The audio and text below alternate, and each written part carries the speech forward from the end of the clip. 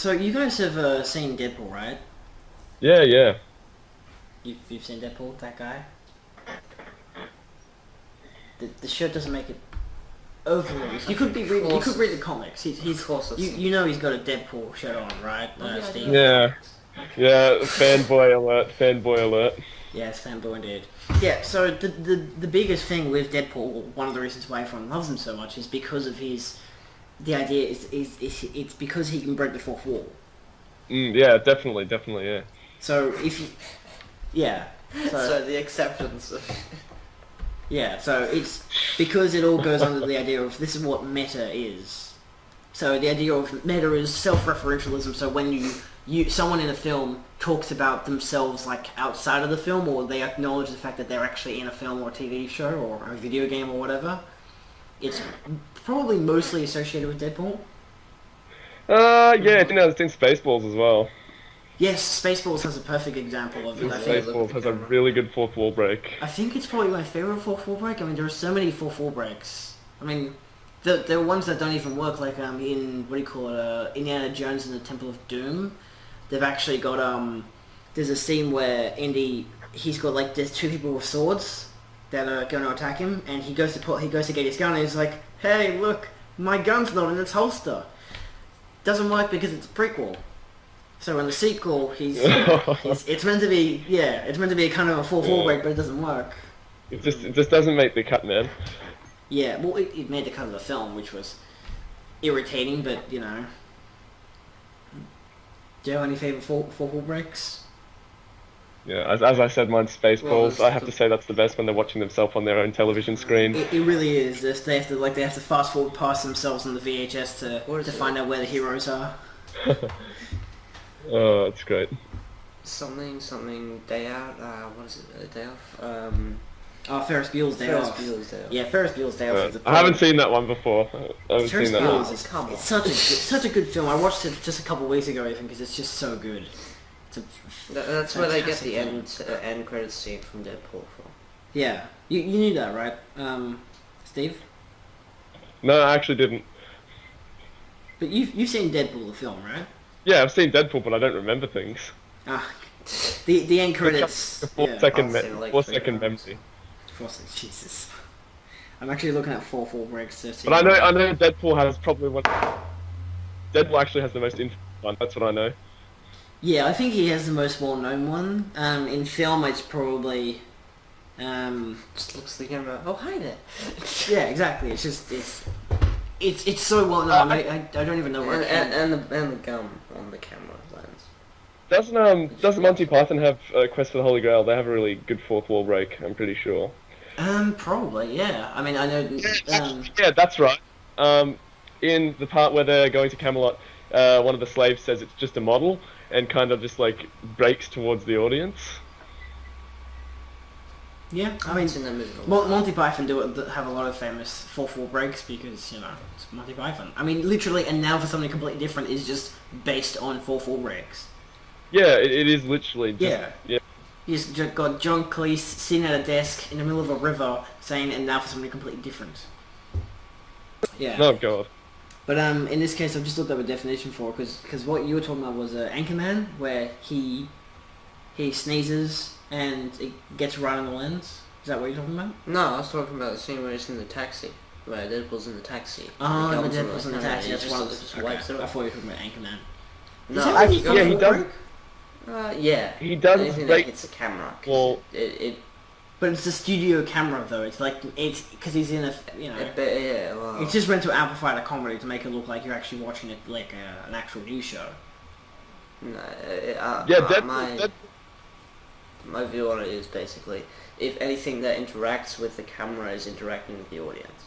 Well, in this case, the definition is the presence of the fourth wall is an established convention of modern realistic theatre, which has led some artists to draw direct attention to it for dramatic or comedic effect when the boundary is broken, when an actor or character addresses the audience directly. So it's pretty much whenever someone addresses the audience. Yeah, so as you can see, that was in Deadpool when he kills the guy. Isn't this one happens? He breaks the fourth wall when he kills the guy with the two swords, and it kind of spins back to a cameo of him. He's kind of, what would you call it? He's kind of telling his story, but he's also breaking fourth wall. In a way, narration is kind of its own version of a fourth wall break. But sometimes, like, it's kind of just setting up for the audience, but it's not sometimes directly talking to the audience. I mean, Yeah, I it's guess kind you of could, just direct yeah, I guess you can maybe say that as a whole. Yeah. yeah, it's hard to say because narration itself is, I don't know, could that be a fourth wall break? Sometimes if it's like even the author themselves could be writing for a character to criticize the audience. That's usually why people do fourth wall breaks, to Yeah, exactly. Yeah. criticize the convention. Well, I mean, that's what Deadpool was all hyped up about, to be honest. I mean, all the hype was so built up behind that whole, his character is just, all about the fourth wall breaks. And he even mentions, like, the fourth wall break inside the movie. He specifically states, a fourth wall break inside a fourth wall break, that's like 16 walls. So he kind of does bring that persona of that character to life. You look up a fourth wall break and everything that's there is either an image from Spaceballs, everything Deadpool, or Garfield. But what? Yeah, I have Garfield. not seen. Fourth wall breaks? I don't remember the Garfield fourth wall breaks.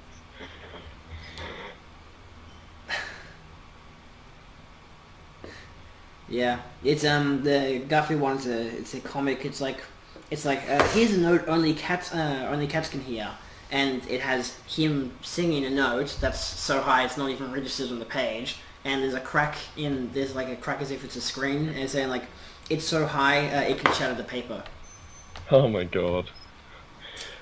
What else was... you don't want to get meta confused with the other sorts of meta, because I know meta comes into multiple definitions nowadays. Yeah, I guess. I mean, what else is meta? Meta is defined as a term in video gaming, I believe, for a certain... It's like how would you say it? It's like a certain... what everyone's doing at the time, so it's like a trend, I presume.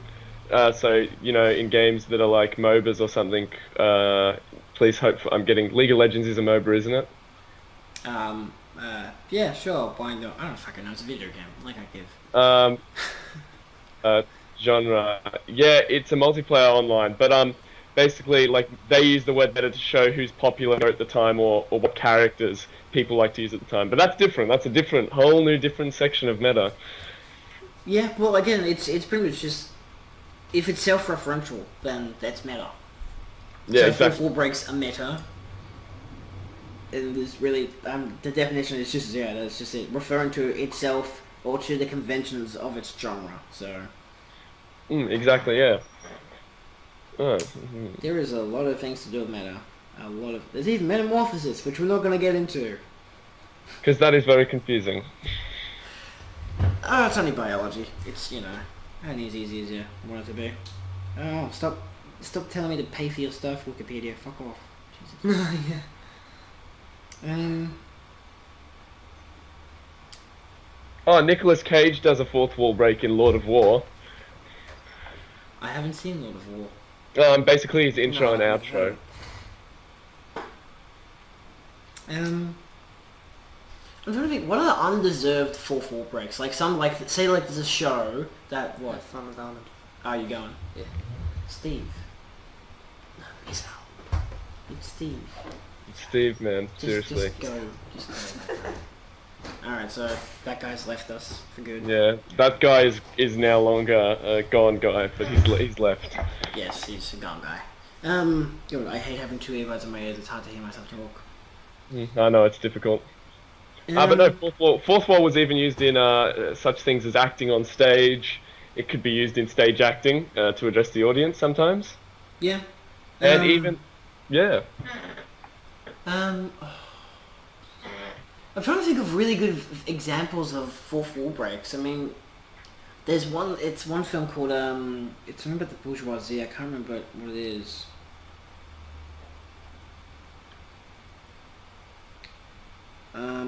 Spark your memory.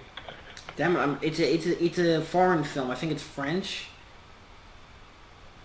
Like the idea is that there's the Discreet Charm of the Bourgeoisie, 1972 film. Really good film, actually. It's pretty much just like The Room by Tommy Wiseau. We're not getting into that territory. It's got nothing to do with fourth wall breaks. I know, it's a drama film / romance. Yes. with there's the Great Charm of the Bourgeoisie. It's very much it's about a group of like six wealthy people who gather for a dinner party but never manage to sit down and actually eat anything. And so one of the scenes is the guy goes to they're at a dinner party, and all of a sudden behind them are curtains, and the curtains rise, and there's a whole audience there just sitting there watching them, and they have no idea to do, so they just continually talk with each other as everyone just starts getting up and leaving the building, because it's like, I don't want to be a part of this, I don't know what's going on. Like, yeah, I know, it's strange. It's very interesting when they do stuff like that. It definitely does. I think Meta does definitely get the audience. You know, it's very it's interactive, as you can say, because it is interactive, because people are being reached out to by something that is not in the current time or present. Yeah. I think I think my least favorite form of, like, if we're gonna get into narration, because obviously the narrator's usually talking to the audience. My least favorite form was probably in Legends, which is a film that came out, I think, 2015, with Tom Hardy playing the lead two roles as twins, and maybe a bit of spoilers here, but again, it's based on a true story in a way, so sorry if it disappoints your viewing of the film whenever you go to watch it. It's a pretty decent film. But the lead female character, she's narrating the whole entire film, because it's like her interaction with these two gangsters.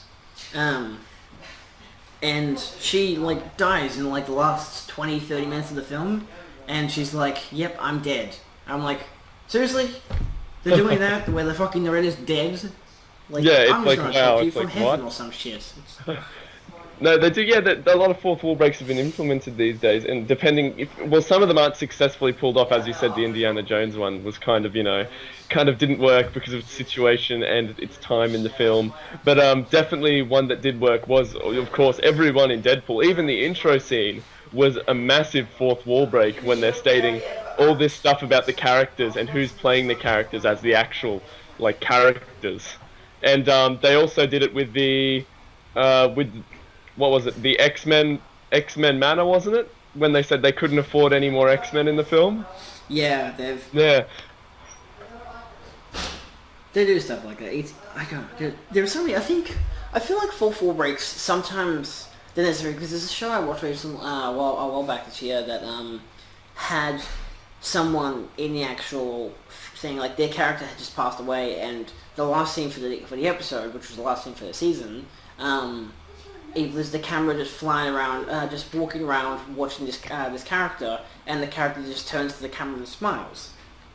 And of course, it's meant to be this kind of idea of like, oh, this person's passed away, and now they're at peace.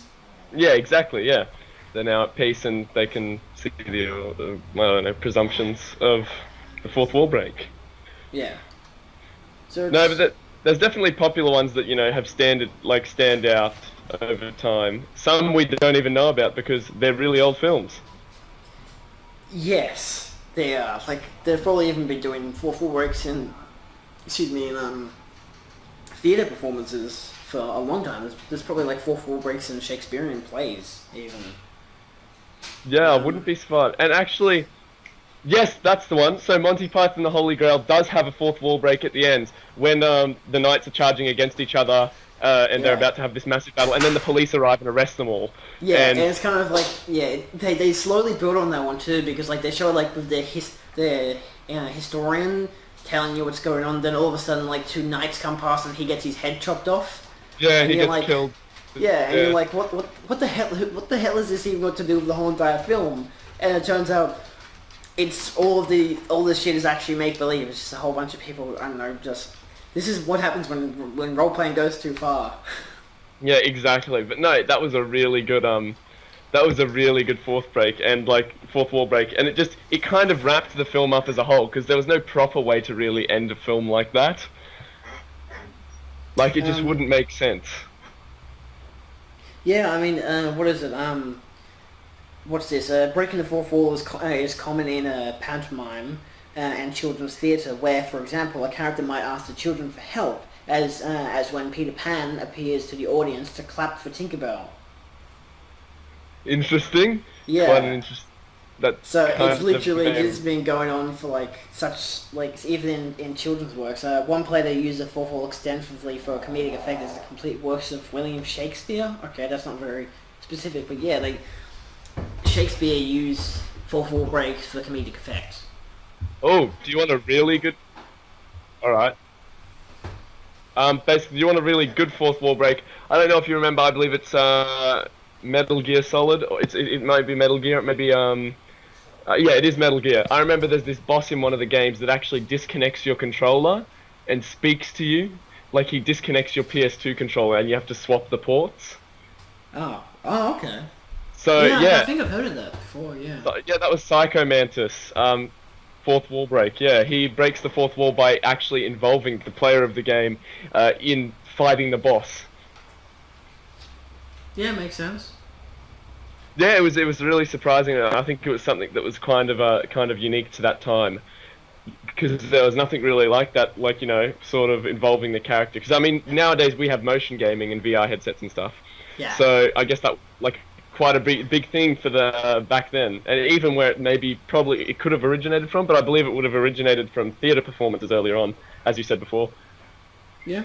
What it says on I've resorted to Wikipedia for just extra conversation. Was it Oliver Hardy was probably the first to break the fourth wall in his movies with Stan Laurel. My pronunciation is A+. By staring by staring at the camera to seek comprehension from the viewers. So sometimes it wasn't even people actually spoke directly. It was just looking at the camera. There's even in films like in Amelie. There are some moments that seem very fourth wall breakish, but there's only like one that's truly a true fourth wall break, which is like right at the very end of the film where there are two people on the bike, and it's like a really fast action scene for how it's being filmed. And like it's just a couple having fun with each other on whilst riding on a bike down from France, and then they just they both look at the camera, smile and wave, and then they go back to doing the normal thing. So it's kind of like you sat for this whole entire film where they're like saying like thanks for watching in a way. It's really weird and kind of cute at the same time. Yeah, it crosses over. Who else is this? So what is it?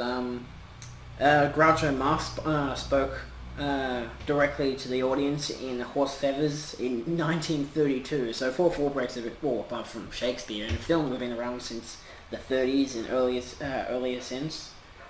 Comedy films by Mel Brooks, Monty Python, and Zac Abrahams and Zucker frequently broke the fourth wall, such that with these films the fourth wall was so flimsy and so frequently shattered it might as well not exist. Yeah. Oh, that's a perfect example. One of my favorite films, Annie Hall by Woody Allen. It's several times in the film, it's Woody Allen just breaking the fourth wall. He just turns to the camera and talks, and then turns back to the person he's talking to.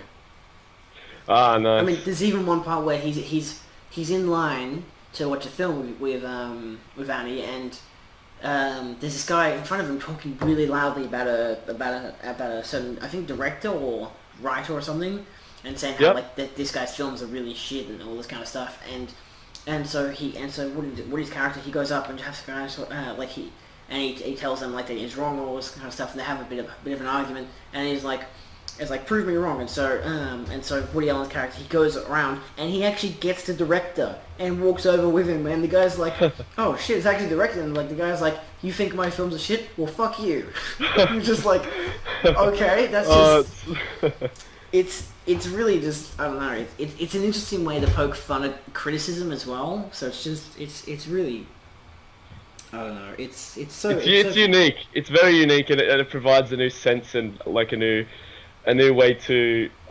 It's kind of like just provides the audience with interactivity, and it also, you know, just makes people more intrigued in the film. I guess in a way, but it also kind of sometimes breaks your attention. Like if it's a film that's built on fourth wall breaks to a level, then it's like, yeah, it's cool. It adds to the comedy and whatever, and adds to the kind of realism. But sometimes it like completely takes you out of the film. But sometimes it's meant to. I mean, even what's another Mel Brooks films? Blazing Saddles, a really perfect example.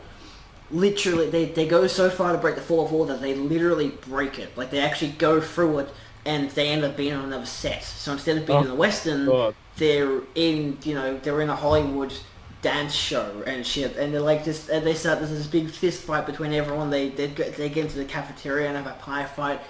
All this shit happens. They end up, the main two characters end up right into a theater where they're showing Blazing Saddles, and they're like, oh, I wonder how it ends, and they buy popcorn and they go to watch the end of the film.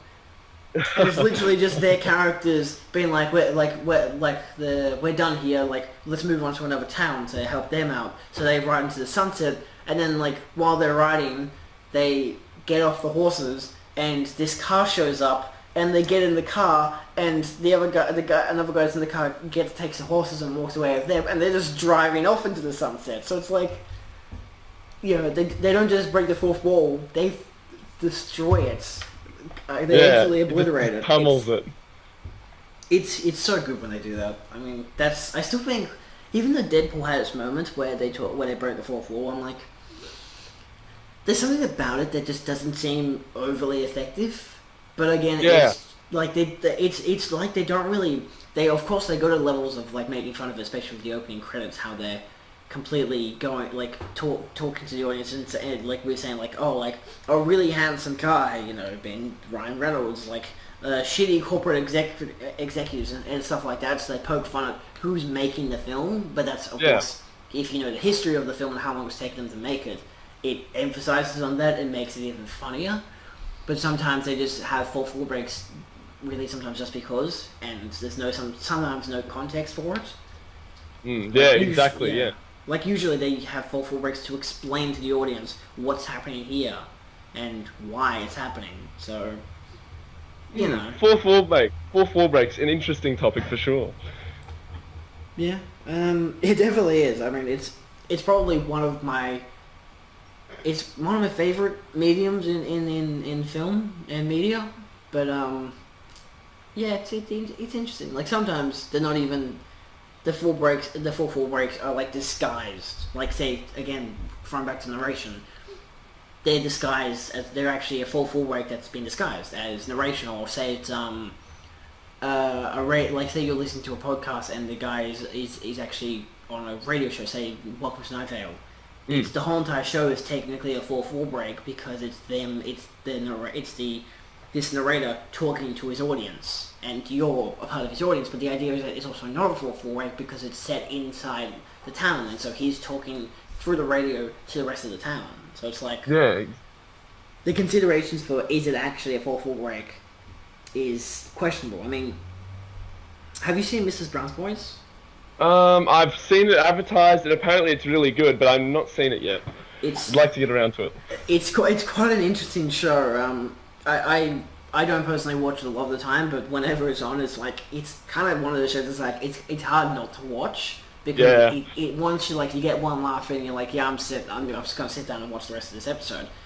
But a lot of the times there's an accident outside because obviously they're in a set inside the studio and they've got a live studio audience, and probably one of my favorite moments of it was because a lot of the time they talk to the audience. There's always a time where they talk to the audience. Like someone comes in a bit early and the Mrs. Brown is like, go back, I'm not finished my monologue yet, so some shit like that. One of my favorite moments is probably they ended up, one of the cameras went through the window by accident, and there's all the family there in the kitchen, and they all just look at the window, and the camera was like, should we just continue? And they had no idea what to do. It was so unscripted. They were like, I don't know what to do here. Let's just continue while they get this camera out of the set. Yeah, and it's so much to a level of they just literally end up. Sometimes they even just run around the set because why the fuck not? I mean, just because one of the characters is so lazy to go through a doorway, then instead they go through the front door and end up going in the middle of the set. So of course they use fourth wall breaks to jump at their comedy to make it better. Exactly. Speaking of cameras, why are our cameras on? What cameras? We don't have any cameras on. You have cameras on. Shut up. Maybe I do. Maybe.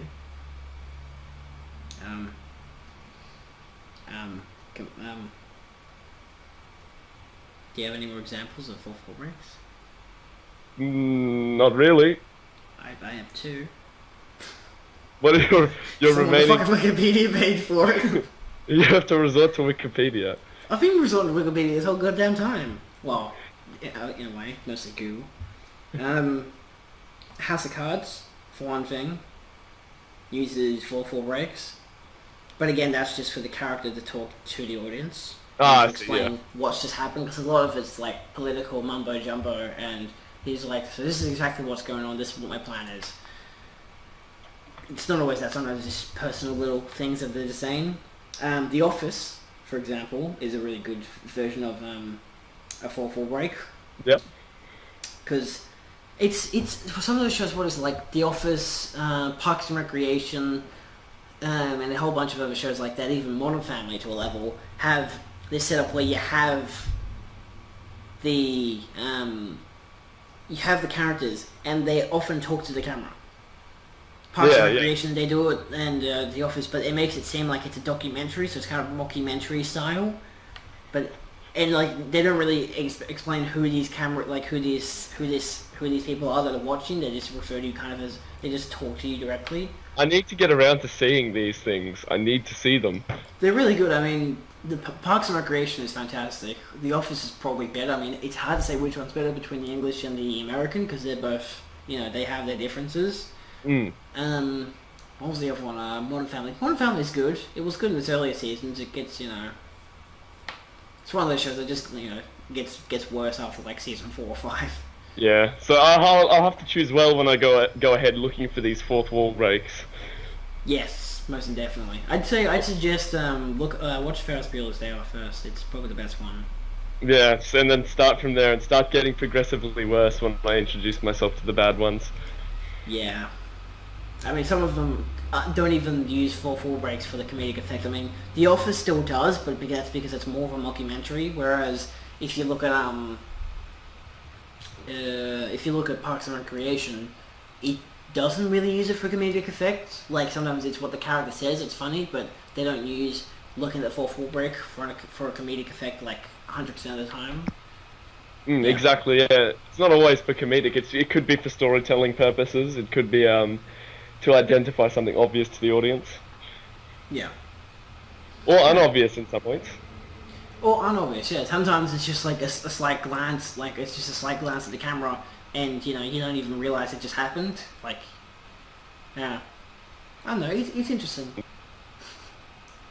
Yeah. All right, well, I think my examples are spent. Yeah, my examples are pretty spent too, and so is it, and almost this battery is too. For this laptop. Battery. For the laptop, it's like it's got like 17% left because. That means I'll disappear. Yes, we'll all disappear eventually. Well, it's been great having talking to you again. Thank you, Wizwam. Steve. It's a good name, man. Don't hate it. Respect Steve it. Brule. Jesus Christ. Yes. Alright. Well, we'll have you on again for the show, in the show at a later date. I didn't know I was being paid for this gig. I thought I was being paid. Well, yeah, well, we're actually doing an episode at some stage, I think, just talking about meta casually. Yeah, that could do well. Yeah. So I don't know what episode, do we know what episode we're getting you in next time? Is it criticism or is it travel? One of the two. Travel one, probably, I think. Travel, yeah. It's if our other guest arrives. Yeah. But comparing that they haven't, I don't think we're ever going to film today. Yeah. Oh well, we'll have other stuff to work on. We will, yes. Alright, well, I'll call you later. I gotta charge this camera and this computer. Alright, goodbye. Yeah. Bye.